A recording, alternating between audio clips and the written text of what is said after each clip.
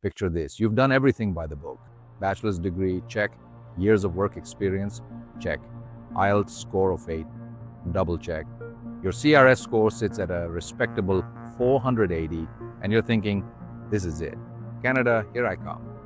But then, weeks turn into months. Draw after draw passes you by. You watch the minimum scores climb higher and higher. 500, 510, 520. And you start to wonder, what the hell happened? If this sounds like your story, you're definitely not alone. And more importantly, it's not your fault. Here's what nobody's telling you about Canadian immigration right now. The game has completely changed.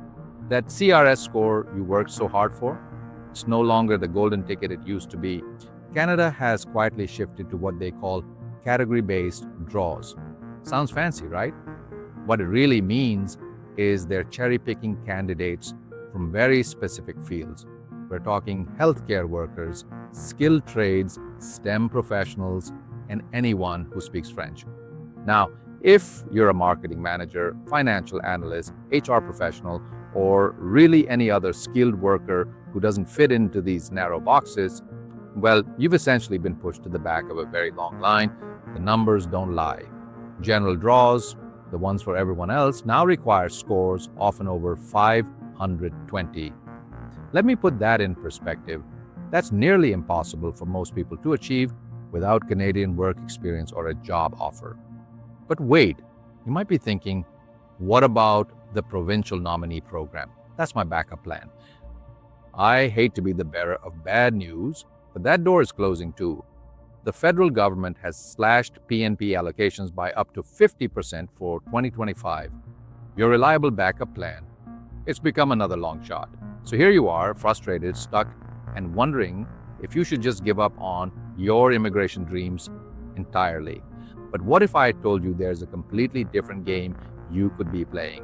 One where your skills actually matter, where the rules are clearer, and where you can actually strategize your way to success.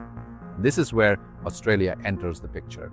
Now, before you roll your eyes and think, great, another immigration consultant trying to sell me on a different country, hear me out.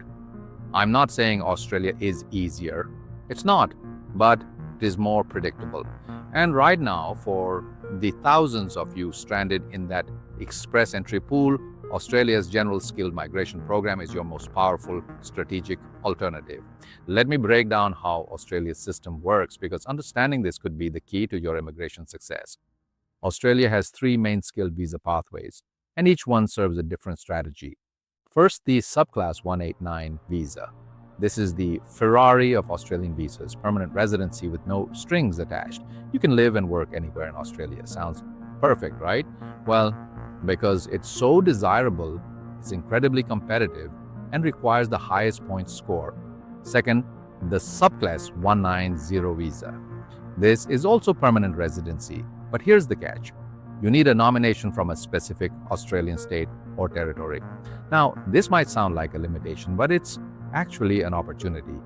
In exchange for that nomination, which gives you 5 extra points, you agree to live and work in that state for a couple of years. The beautiful thing is that states can nominate people based on their own local economic needs, which opens up a much wider range of occupations. But the third option, this is where things get really interesting. It's the Subclass 491 regional visa. And for most people stuck in express entry, this is your secret weapon. This visa gives you a massive 15-point bonus for agreeing to live and work in a designated regional area for 3 years. Now, when most people hear regional, they picture some tiny town in the middle of nowhere. But we're actually talking about major, thriving cities like Perth, Adelaide, Canberra, and the Gold Coast. These aren't hardship postings. They're vibrant, livable cities with great job markets. And here's the kicker. After 3 years, you have a clear, legislated pathway to permanent residency. It's not a maybe. It's not dependent on changing government policies. It's written into law. The Australian points test also gives you way more control over your destiny.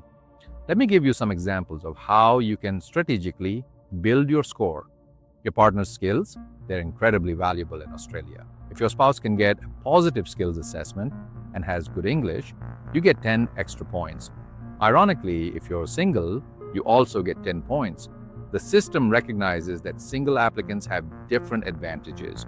Superior English skills, we're talking IELTS 8 or higher, nets you a 20-point boost. That's huge, and it's completely within your control. Let me paint you a picture with actual numbers. Imagine a 32-year-old marketing manager. Let's call her Sarah. In Canada, her CRS score sits at around 481. Not enough, and probably never will be. In Australia, her base score is 85 points. With the state nomination for the 190 visa, her score becomes 90. That's highly competitive. But if she goes for the 491 regional visa, her score jumps to 100 points. At 100 points, Sarah isn't just competitive, she's an exceptional candidate who will likely get an invitation very quickly. This is the power of a strategic pivot. It's about moving from a system of uncertainty to one where you can actually plan and execute a strategy. Look, I know this might feel overwhelming. You've already invested so much time and energy into the Canadian dream, but sometimes the smartest thing you can do is recognize when the game has changed and adapt accordingly. Canada's focus on category-based draws isn't going anywhere. The PNP cuts are real. If you're not in a priority sector, waiting and hoping isn't a strategy.